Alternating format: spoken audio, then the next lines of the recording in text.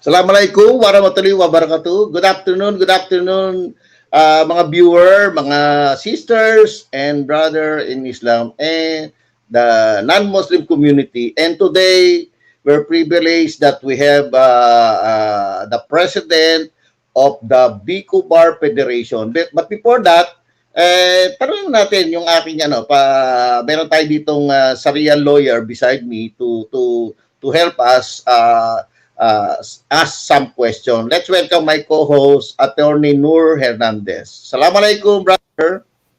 Waalaikumsalam warahmatullahi wabarakatuh. Welcome to this program, and I hope we enjoy and get more educated or learn something about this program. So, welcome. Yes. Special episode to, Attorney Nur. It's about alam niyo naman yung BARM, that is a Bangsamoro Autonomous Region or Muslim Mindanao. Di ba? BOL ang alam nila yan. Tapos meron tinatawag na BCOBAR bill, pero hindi natin alam yan eh. Siguro itong ating special episode maka-discuss yung BCOBAR bill and the BCOBAR Federation. And we have right now, okay, actually, yung mga core leader, in-invite natin yan to participate. Yes. But ang inano natin is the president of the BCOBAR Federation. Siguro welcome na natin, attorney, para siya na mag-discuss kasi baka magkamali pa tayo kung ano yung BCOBAR Federation and what is BCOBAR Federation. Let's welcome the president of the BCOBAR Federation with a potential member of 8 million Muslim community worldwide kasi outside of the territory yan eh. Ibig sabihin ng BCOBAR is Bangsamoro community outside of the So let's welcome the president of the BCOBAR Federation, President Brother Raisunel D. Magangkong. Assalamualaikum, brother.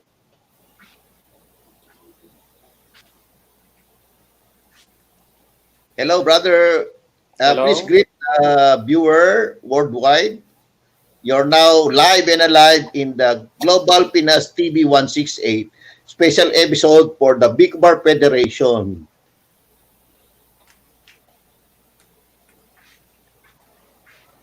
Siguro sa gilid na tayo, brother.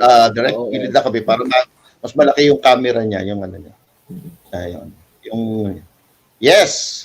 Can you greet, brother, the word about what is BCOBAR Federation? Okay, that's our first question. Yes,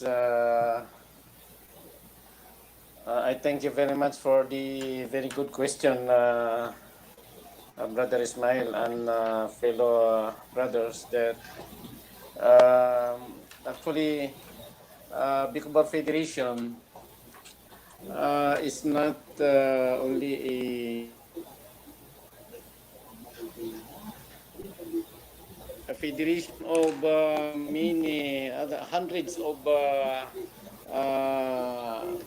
associations or organizations of every Bangsamoro constituents in the entire country. We recognize one chapter, for example, in one cities or municipalities. That is one considered one federation. So, this BCOBAR Federation is a federation of many group of leaders. Yes, a group of many associations that united into one group, and we call it BCOBAR federations. This federation is an umbrella organization, by the way. It was built up as a network of local chapters in all cities and provinces and municipalities, representing at least 5 to 8 million Muslims from Bangsamoro communities living outside the Bangsamoro autonomous regions. Even our brothers from Sabah can be called as BCOBAR people, BCOBAR constituents. So this BCOBAR is very important for the Bangsamoro living outside the Bangsamoro core territories, because this will serve as a linkage or bridging the gap between the people living inside the Bangsamoro communities outside the Bangsamoro core territory and the mainstream of the Bangsamoro government, as well as the Filipino society. Yes, brother. For now, can you Hello? share to the public what is your position right now in the BCOBAR Federation, and what Hello? is your vision and mission about the federation?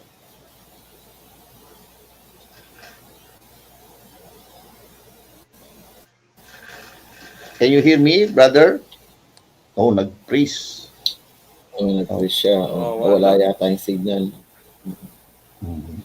No, yan ang mga technical Uh, problem natin, ano, mga viewer. Sir Ismail, what we heard from the president of BCOBAR is what he told us So is that that is the At yeah. continue, President.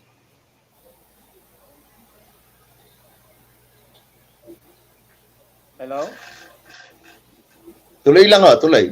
You're go saying ahead, sir, go something? ahead. Go ahead. Shall I continue, sir? Yes, Yes, please. continue. Yes, please. Please. The BCOBAR Federation main vision is a society where the Bangsamoro people residing outside the Bangsamoro autonomous regions, in which the people of the Bangsamoro will live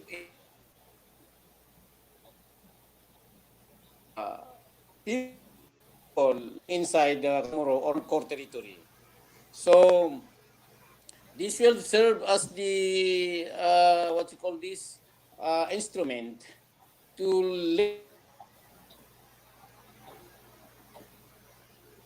uh, enjoy equal rights or equal opportunities or equal distribution of privileges, as well as anything that the constituents of the BCOBAR outside is in need.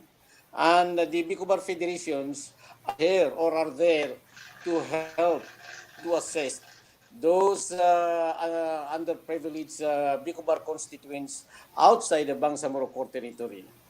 So, this BCOBAR Federation, if this will be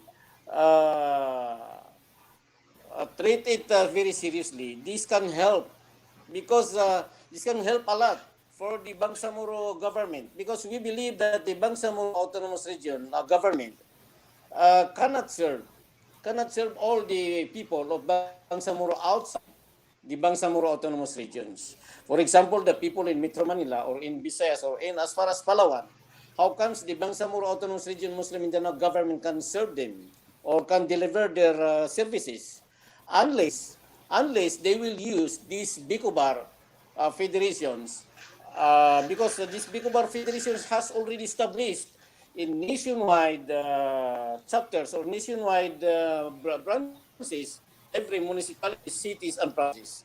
We can easily utilize our office, the BCOBAR federations, in God willing.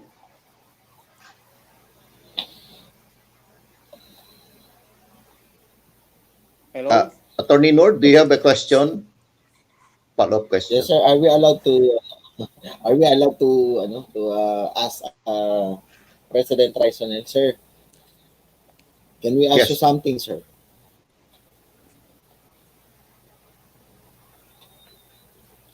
Naglalakad ako para nakaka ko ng signal. Yeah, sige. Sige po. Baka hindi maintindihan yung tanong natin kung sakali. Sige. So we have to wait for by the way, what we heard from President Raisonel Mangangkong is that one of the purpose or the vision of BCOBAR is that according to him, ito daw a society, those society residing outside the barn will serve to link, no? Merong link. The BCOBAR one's vision is to link, no? The people outside the barn, no? And to serve an equal opportunity. So before we proceed for the in-depth explanation of the BCOBAR, maybe know from you, Mr. Or Sir Raisonel Mangangkong, what do you refer about the Bangsamoro identity, sir? Sir, pakiulit nga, sir. Sir, tanungin ko po, sino po ba ang tinutukoy na Bangsamoro people? For our televiewers po, sa ating po mga tagapakinig.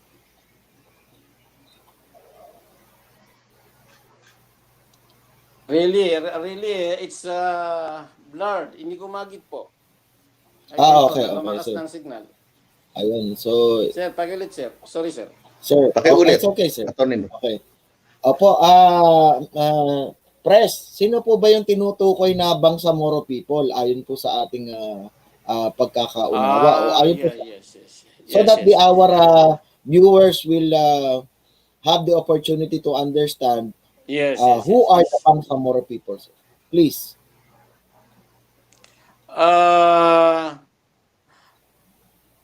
That's very good question. Actually,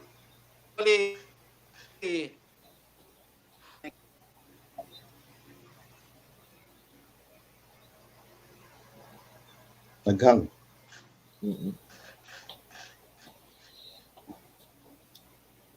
Ikaw sa Ismail, sa tingin mo, sino ba ang naghang. Sir Ismail.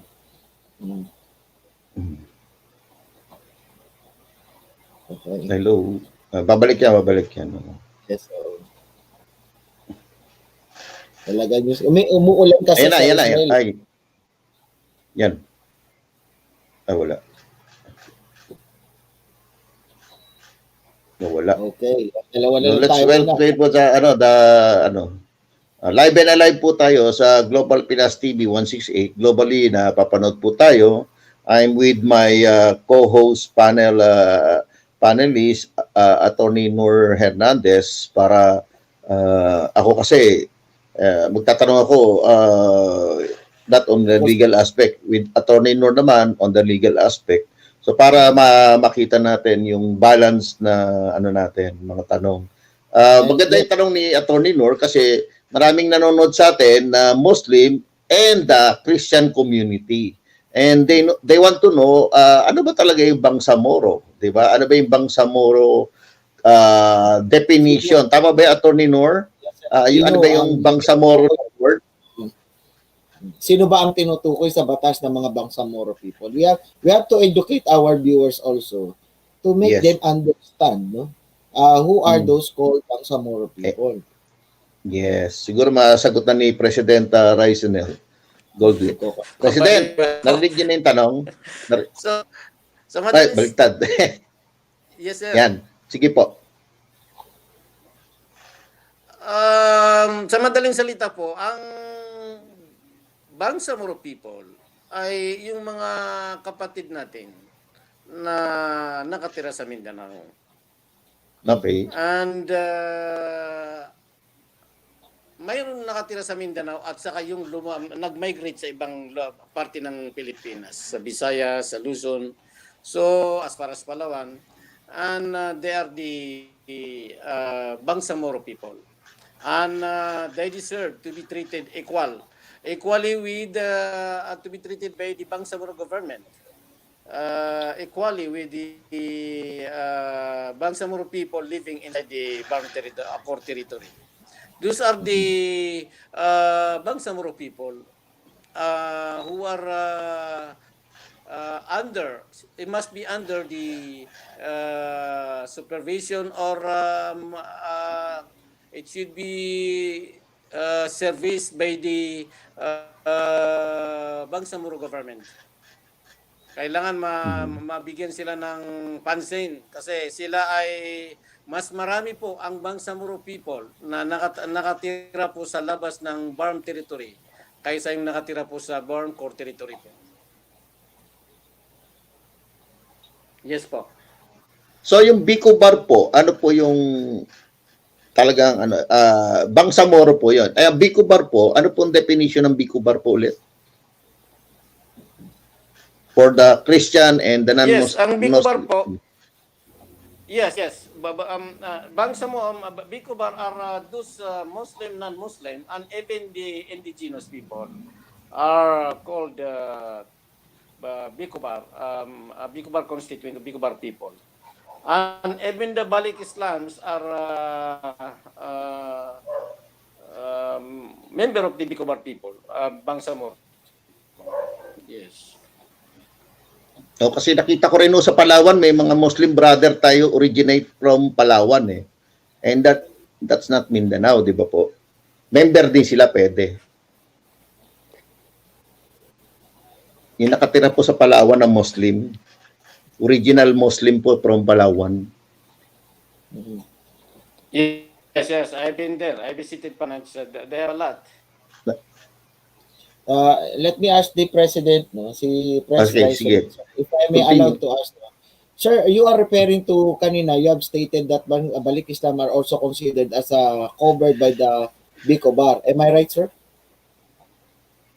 Yes, sir. Because the reason why we call them Balik Islam, because their origin is Muslim. So they are Bangsamoro people. Okay. They just revert. Yeah. Okay, history told us that whole Philippines are also considered, being it is a Muslim kingdom at that time, in time memorial. So marami po sa mga tao dito are considered galing descendant ng mga Muslim. Right, sir? That is true. Yes, sir. Now, what I'm asking you, sir, is like this. When you go to NCMF po, and you get the certificate of tribal affiliation, the Balik Islam are being asked of certain amount of money for the registration of their conversion. Are you aware of that, sir? Hello, sir. Okay. About pakiulit nga, sir. Opo, yung po mga Balik Islam po kasi kapag po sila ay nagpa-file ng kanilang certificate of conversion, sila po ay nagbabayad po ng kanilang Nagbabayad? Yes, sir. Ng kanilang registration of conversion to Islam. Convert certificate? Opo, yung conversion. Opo. Now, aside from that, aside sa nagbabayad po sila ng conversion certificate,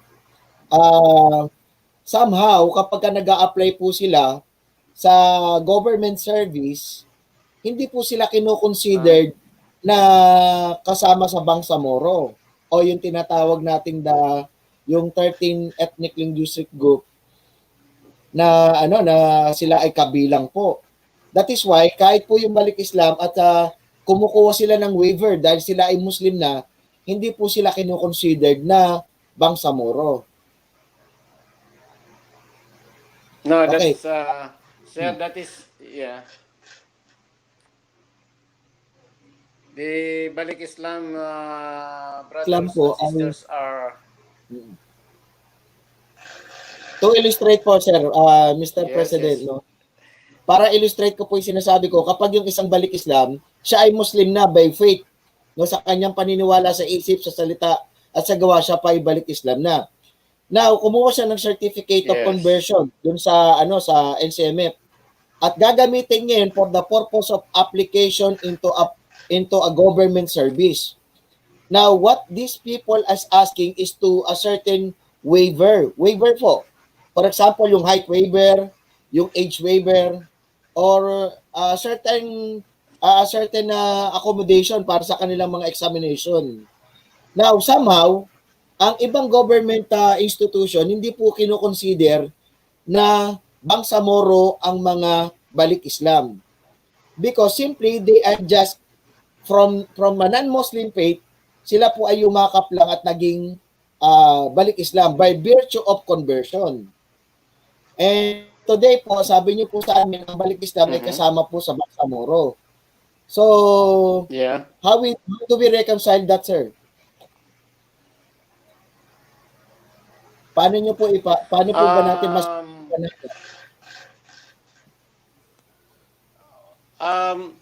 Actually, that is one of the issues?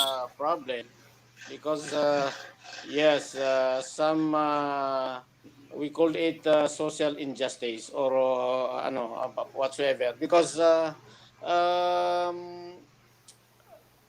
they could be recognized as Bangsamoro when they converted to Islam. And the Office of the NCMF is one of the authorized government agency to give legal documents.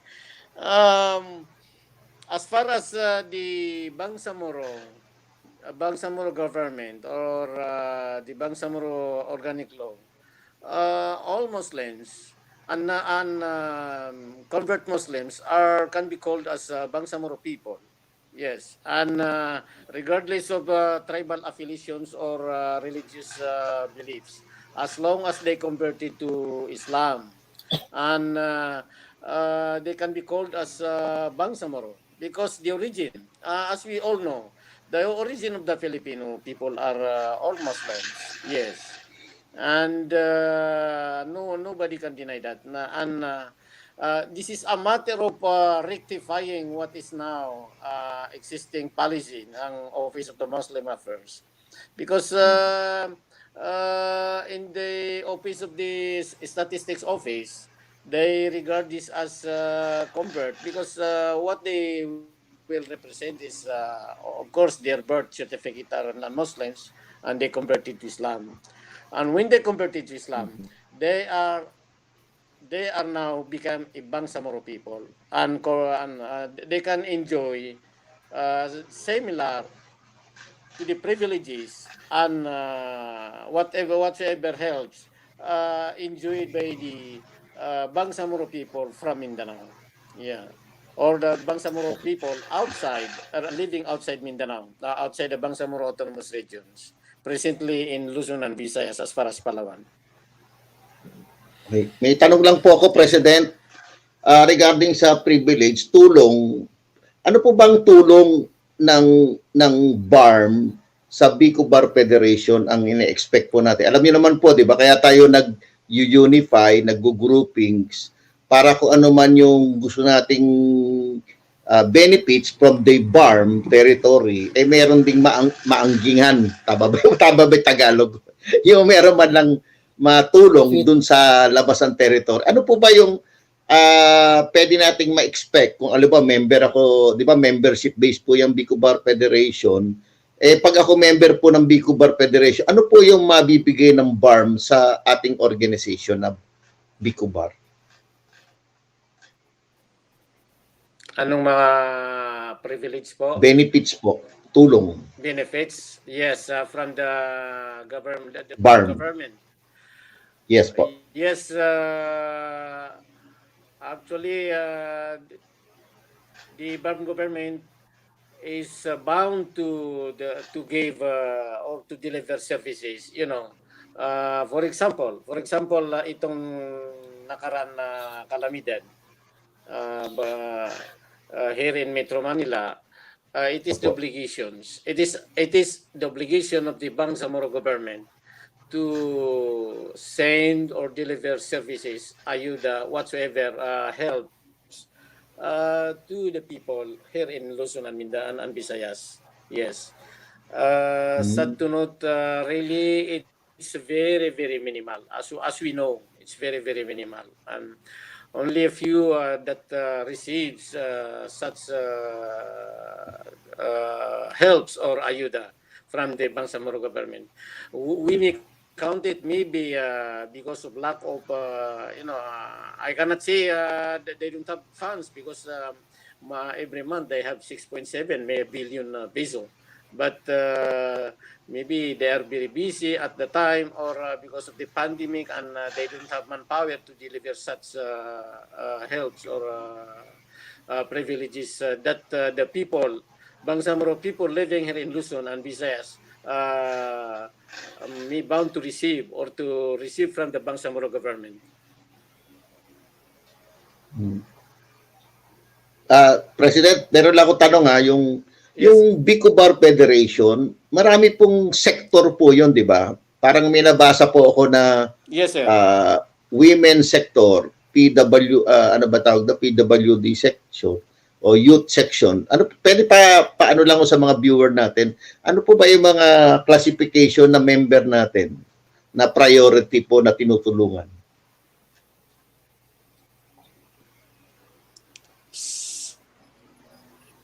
Ano po, PWD? Na yung mga sectoral representative po na priority po ng BCOBAR Federation.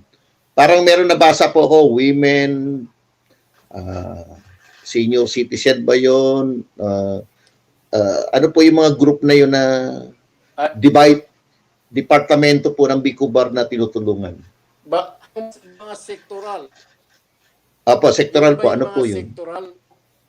Apo.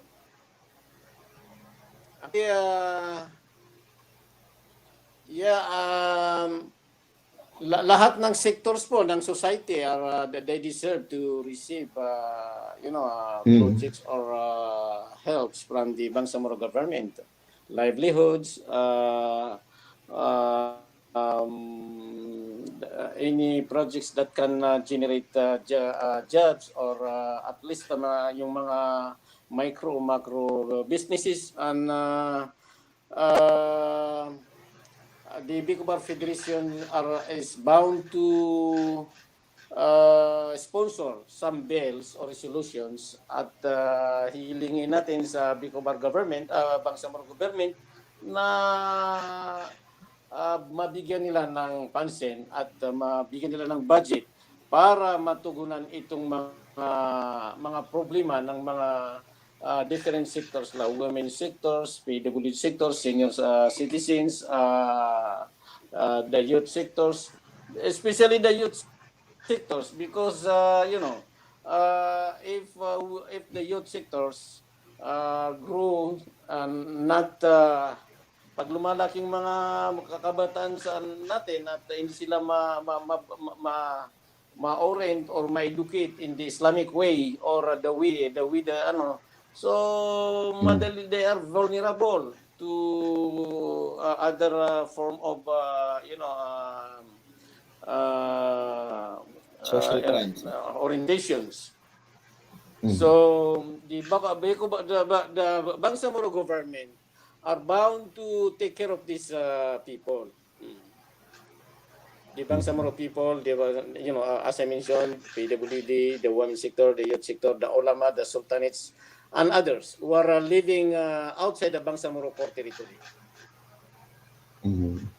And as I know, because I have we know many MPs there, member of parliament, and they told us to submit projects that intended for the Bangsamoro people living outside. Actually, the Bangsamoro government, under the leadership of Chief Minister Al-Hajj Murad Ibrahim, accordingly, piniprioritize nila yung mga projects na from outside the core territory. Piniprioritize nila po. Basta kailangan po na mayroon tayong push and follow up doon sa taas po. So we are campaigning, we are telling to our in every chapters na mag-identify sila ng anong klaseng projects at tutulong tayo para makapagbigay sa kanila ng mga projects proposals. And ang priority, sabi ko sa kanilang priority ng Burn government ay yung may donation at halimbawa ay lote. Kung for example, multi-purpose cooperative, multi-purpose buildings. Pag yan po ay may submit sa BARM po, yan magbabudgetan po yun. President, yung tanong ko, may follow-up question. He has submitted many projects but ang na-approve yung mga projects niya sa labas. Okay. Yung projects niya sa inside the court Chief Minister. So, that is sabi niya na the evidence na priority ng BARM government ang mga projects na outside. Nawala, attorney. Nakat. So, So, viewer, nawala po si President. As was yung question ko, yung mga sektor na pwedeng maging member. Ngayon, ang follow-up question ko sana, attorney, paano ba maging member o magkaroon ng chapter to be affiliated do sa federation? Kasi siyempre, may tulong. May sinasabi si President na tulong, attorney, na tutulungan yung outside of BARM territory na mga Muslim na may kalamidad, ayuda. Ngayon, gusto ko maging member, ano yung proseso para maging member or maging meron na akong community ng Muslim, paano ba ako maging affiliate do sa community? Hello, President. Yep. President, andyan na po kayo? Ayun na yung signal, sir. Sir, yan. Follow-up question po, may tulong po, di ba sabi nyo, ayuda. President, may ayuda.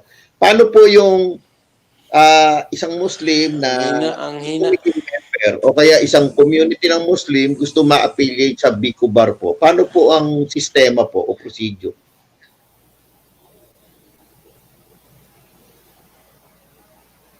Wala na naman. Isa pang tanong dyan na Sir Bart.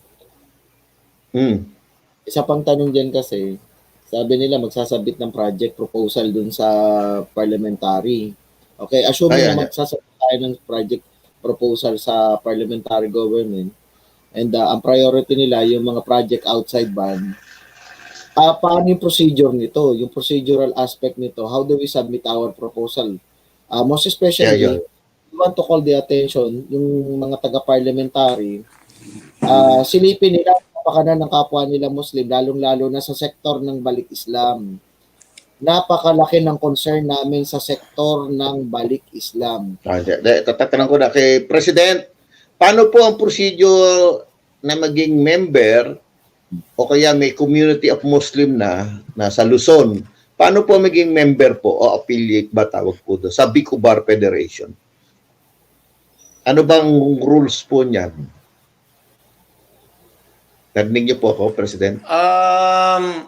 Yung mga projects po, paano Hindi, yung member muna po, paano maging member po? Hello, sir. One by one. Yeah, the member of the parliament po. Hindi, paano, President, paano mo na maging member ang isang Muslim sa BCOBAR Federation? Wala na naman.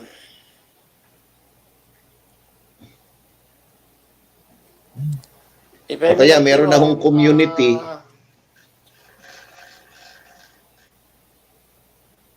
Hello, sir. Meron pong community sa Luzon, gusto sumama po sa BCOBAR Federation. Paano po ang procedure? May nagtatanong po. Gusto nila maging member ng BCOBAR Federation. Nawawala. Narinig niyo po, President? Mahinang. Paano po maging member ng BCOBAR Federation? Kaya mahina eh. Hello, pakiulit nga sir, pakiulit.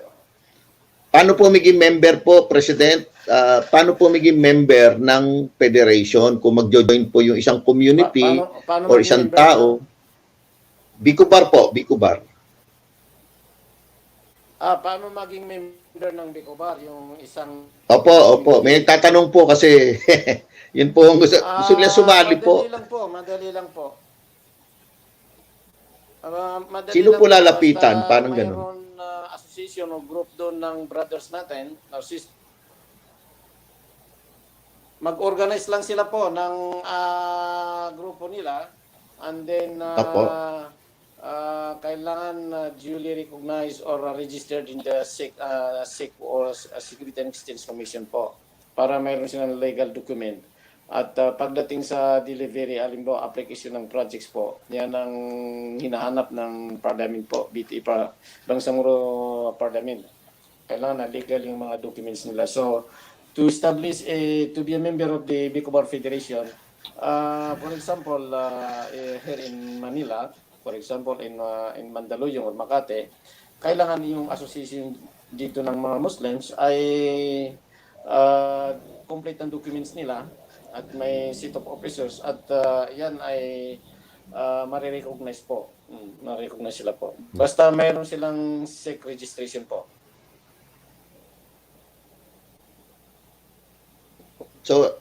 So mag-o-organize po sila ng isang chapter. Ilan po member kailangan? Yes po, yes po. Ilan po minimum member po?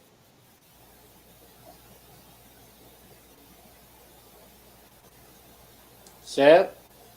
Ilan po minimum member ng isang chapter po? Or 15 minimum member of organization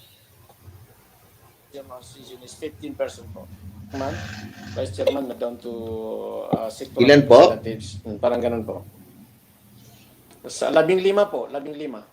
15. So 15 member Yes can po. be considered ma-affiliate na po sa BCOBAR Federation. Ayun po. Attorney, may tanong ka? Follow up. Yun nga, sabi ko, if we have only 15 members, sir, si President Raisonel, and the requirements is that the groups must be registered, duly registered sa SEC. Okay. Yes sir, yes sir. That Sige, is Naka-register sa SEC. So, for example, kami po yung Philippine Sharia at Bar. least, Naka-register po kami sa SEC. Kaya lang, ang grupo po namin, puro mga Sharia lawyer. Kokonti. Kokonti lang kami. Wala pa nga kaming 1,000. Tapos kanya-kanya pa kaming grupo. Di ba? Sa Marawi, meron. Sa Cotabato, meron. Sa Zamboanga, meron. Wala pa kami 1,000. Hindi pa kami nagkakaisa. Si President dapat medyo sabihin niya yan sa parliamentary. Bulungan niya si Chairman Murad Sabihin niya, tingnan mo yung mga Sharia lawyer natin, no? Wala pang 1,000. Hindi nagkakaisa-isa. Siguro it's about time na magkaroon din ng representation ng mga Sharia lawyer, no? Sa parliamentary kasi they are part and parcel ng governance, hindi po ba? yeah, sir, kahit mga Sharia, yes sir. Yeah. Sige, go ahead, Press. Go ahead. Yes, the Bangsamoro people, not only in even those overseas Filipino workers, so overseas Bangsamoro worker in the Middle East are they deserve help from the Bangsamoro government, and it is part of our program na ma-enhance yung mga member of the especially doon sa POLO, Filipino Overseas Labor Office, na ma-enhance yung mga Muslims personnel doon, mga diplomats doon. Kasi as per our observation and experience, kaya marami pong nagkakaproblema ng mga Pilipino doon, especially yung mga both Filipino Muslim and non-Muslims, ay kulang po sila sa personnel po. And the most qualified and the most favored individual to be assigned in foreign or in different embassies and consulates in the Middle East are those like the Sharia lawyer or ustads or alim, but must be bilingual, English and Arabic. May As per our qualification eh. observations, yes, sir, yes, sir. Ang qualification daw po yung As foreign our service. observation po, yes. Di po ba? Yung requirements ng DFA, sir, I'm sorry to interrupt you, sir. I agree with you, sir. Number one, I agree with you. But the qualification, para makapag-silbi ka, no? Maging empleyado ka ng DFA, if I'm not mistaken, no? Yung foreign service examination nila, dapat maipasa mo. That is why napakahirap para sa isang Muslim, no? Sa amin, kukonti lang sa amin yung pwedeng mag-take ng foreign service examination para maging isang DFA employees ng embassy.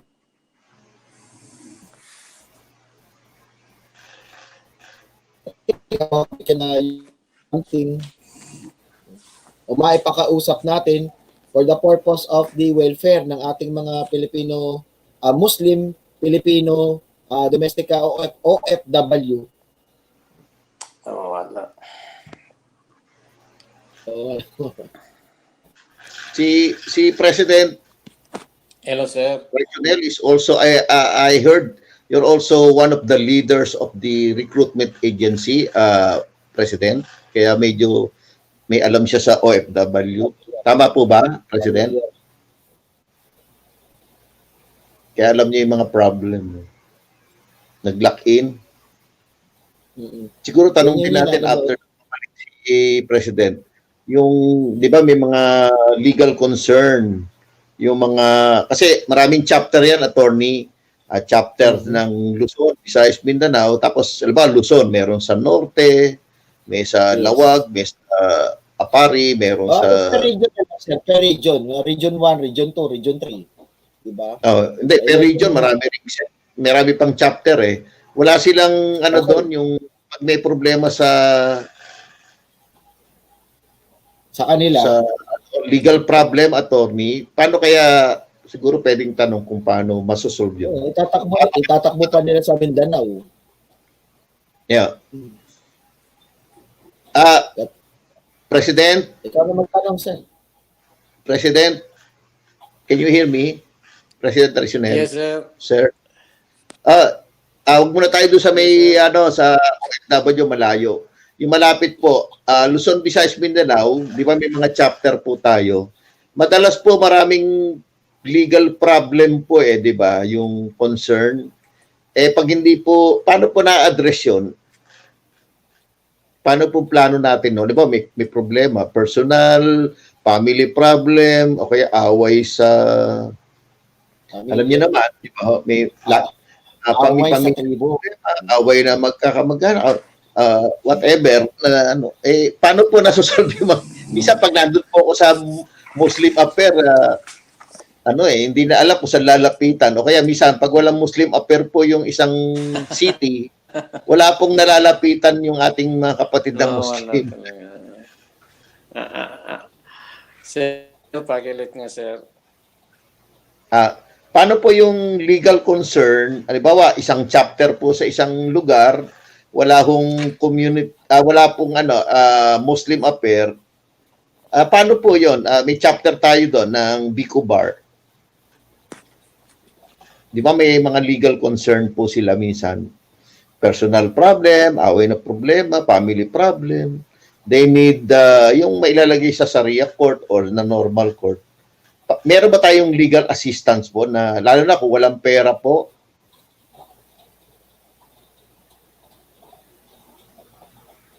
Sir, hindi ko na-get, sir, yung clarification. Hindi, yung alam may kaso-kaso po na kailangan nila ng legal advisor.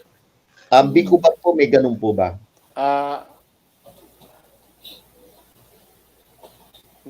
Mayroon bang legal assistance services na from the BCOBAR, ganun ba? Yung tulong po, di ba? Kasi wala pong pera, di ba? Nagkaroon ng problema. Legal po ang solution.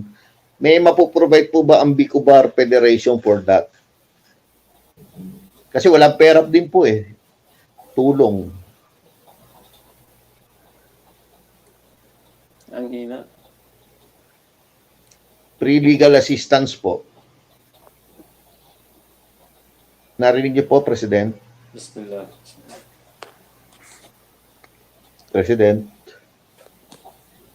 Sir, Narinig niyo po yung... pakiulit nga, mayroon bang legal services, parang ganon? Opo, kasi yung mga kababayan natin na walang pera, bukod sa ayuda, may legal problem pa sila eh. Siyempre, kailangan nilang legal assistance na libre, pro bono, kasi wala rin silang pera. So, nalapit po sa BCOBAR, ang concern nila, hindi ho pera, legal assistance, whatever case na. Meron po ba daw ang BCOBAR na ganon? Legal assistance Sa member po natin.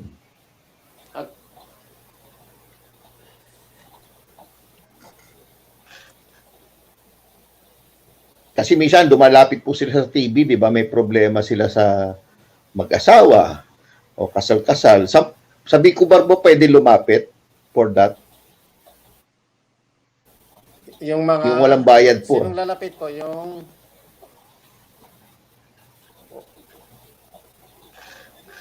walang Narinig niyo po, pambayad President? sa legal counsel? Opo, yung legal assistance po.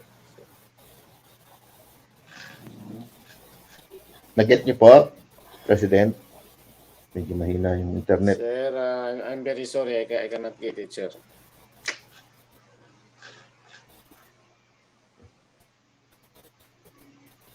President, narinig niyo po? Parang Ano pong masasabi niyo sa legal assistant? Halimbawa, meron tayong kapatid na indigent, wala pong pambayad sa attorney, nakamukha ni Attorney Nur. Si Attorney.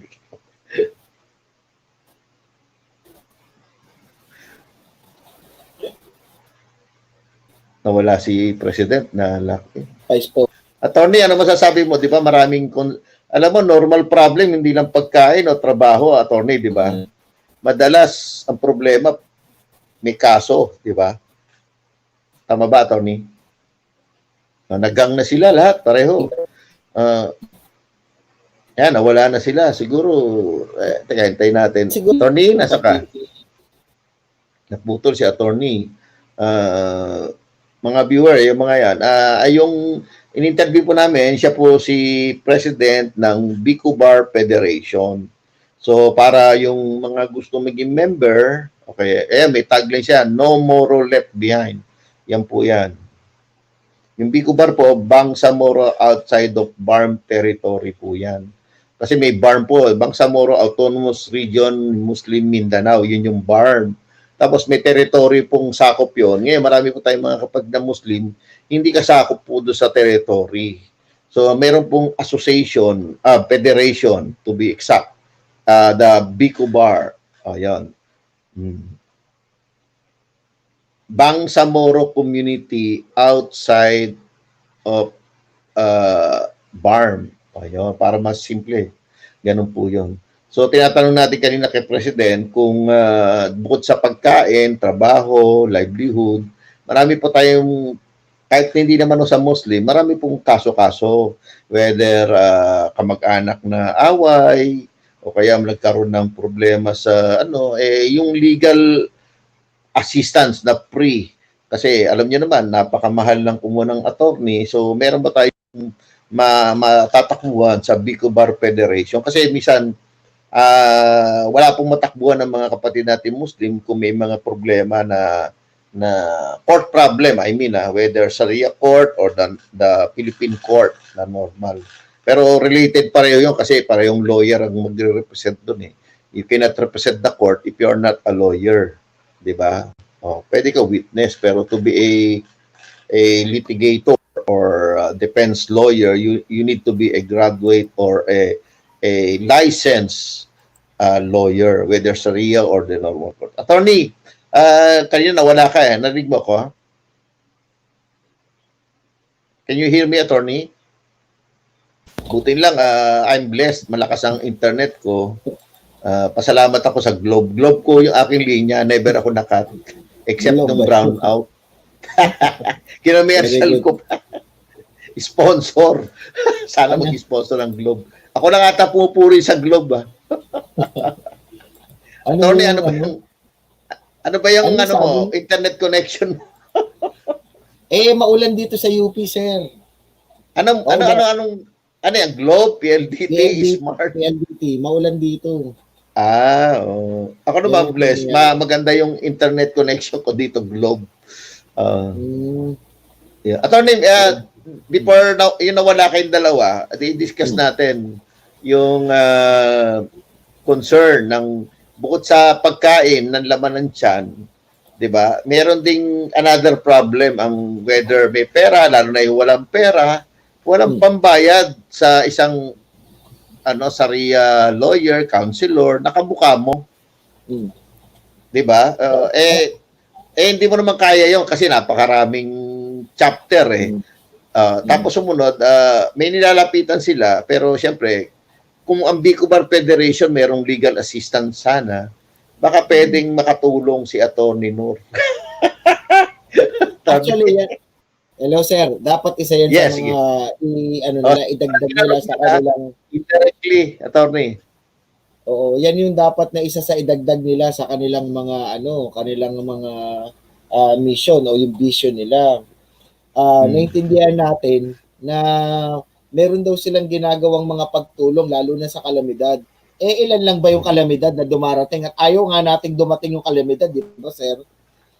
Yes. Ayaw natin dumating yung kalamidad hanggat maaari, nakikiusap tayo at nananalangin tayo sa Allah. Huwag tayong datnan ng mga kalamidad na hindi natin kakayanin.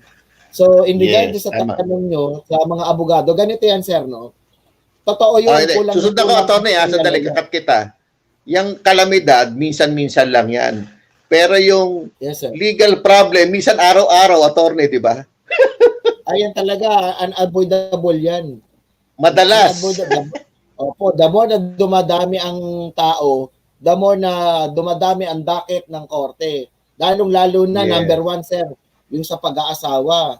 Yan ang number one na sakit ng ulo ng korte. Mas marami pa yan sa sa mga kasong yung murder, yung drugs, yung robbery. Laging mas surprise na marami yung kaso ng issue ng marital conflict. So dapat ano bang tawag sa court? Yan, Law? ng Family law ba yun? Family code? Family court. Ay sa sa yung alin po? Pag-away yung mga pamilya, anong kinokobera ng korte nun, attorney? Family problem ba yun? Family... Unang-una siya, family court.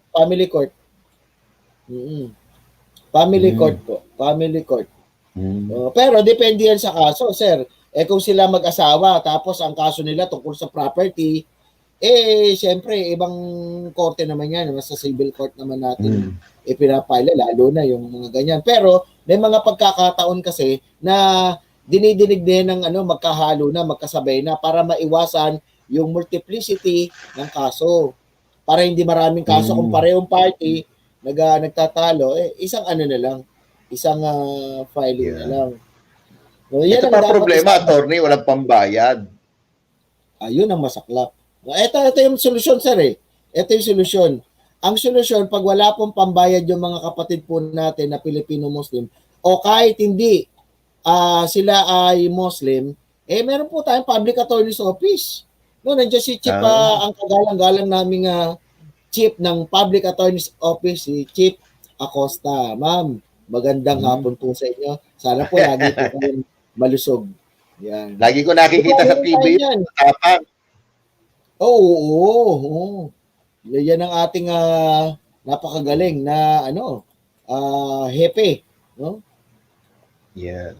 Anyway, ano bang closing parting words mo, attorney? Hindi na makabalik si President, hindi nakapag-parting words.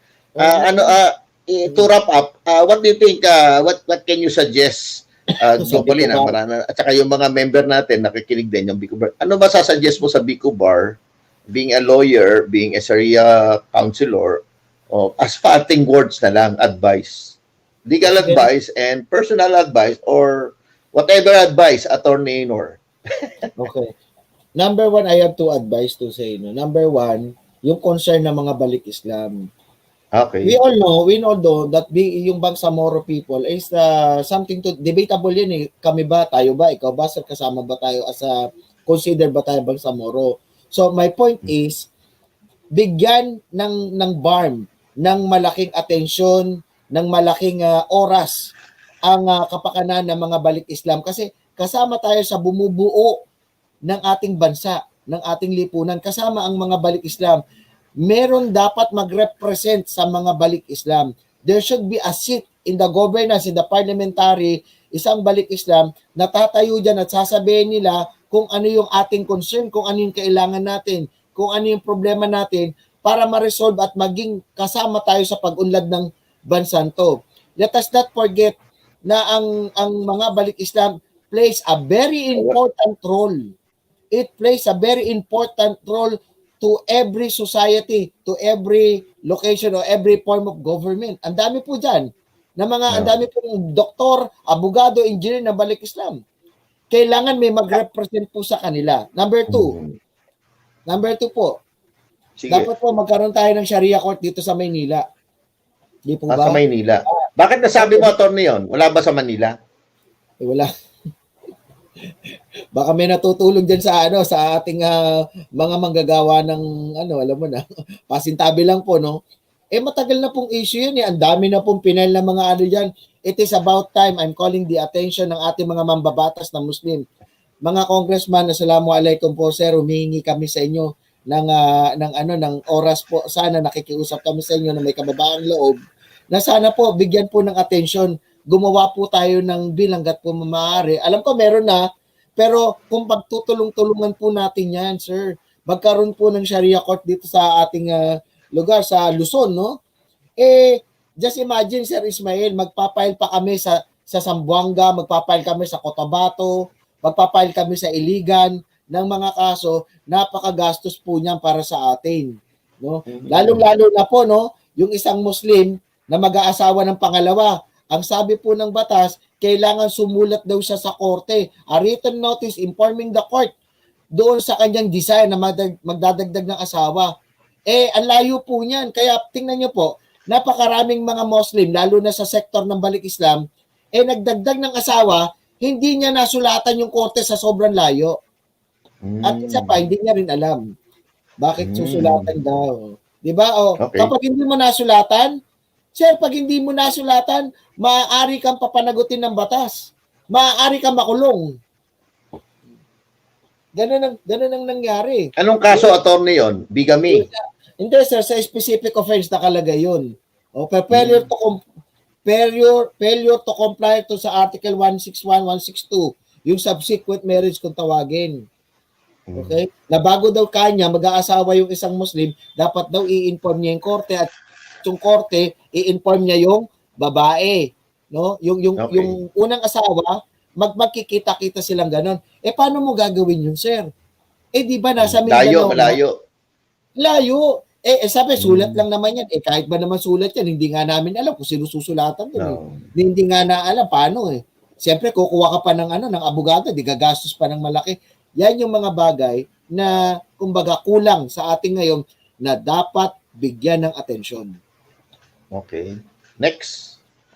Attorney. May tanong, attorney, sa iyo ata yan. Si Ustad Muhammad Yunus dito sa region 2, pwede po akong tumayo at representative ng BCOBAR Islam po. Ako ang isang under Idris.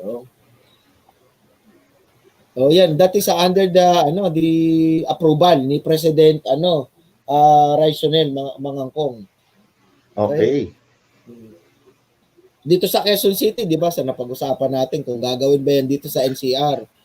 Syempre gusto nating makilahok lalo na sa ikabubuti ng katayuan, kabuhayan ng bawat Filipino Muslim. Pero syempre marami tayong dapat pag-usapan diyan. Right, sir? Yan. Sir, any parting words? Thank you. Ako naman, thank you very much, Attorney Noor. At syempre, nagpapasalamat ako sa BCOBAR Federation, especially the President ng BCOBAR Federation, si President Raisonel Manggangkong. Yan. At pinaunlakan tayo. So, Assalamualaikum warahmatullahi wabarakatuh. Supran, I hope mabigyan natin ng another time at ang BCOBAR Federation for this interview. At sana malakas na yung internet para mas maganda yung reception ng audio. Okay? Attorney Nor? Yes, assalamualaikum sa lahat po ng viewers. Thank you sa director natin. Thank you kay Press at lahat ng bubuo ng GPTV News. So, magkita-kita